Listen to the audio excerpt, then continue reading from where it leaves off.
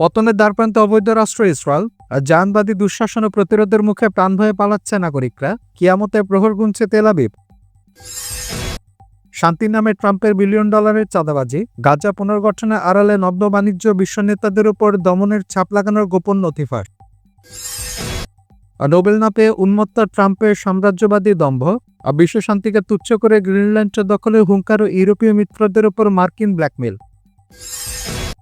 আকাশযুদ্ধে পশ্চিমাদের দম্ভ চূর্ণ, ভারতীয় পশ্চিমা প্রযুক্তির পরাজয়ে বিশ্ববাজারে পাকিস্তানি GF-17 থান্ডারের জয়জয়কার ও মুসলিম শক্তির পুনরুত্থান।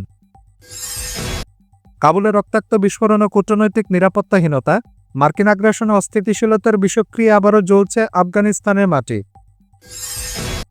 এবং গ্রিনল্যান্ডে মার্কিন দখলদারিত্ব রুখতে ডেনমার্কের রণপ্রস্তুতি, ট্রাম্পের আগ্রাসী লালসার মুখে উত্তর মেরুতে নতুন যুদ্ধ ও অস্থিরতার শঙ্কা।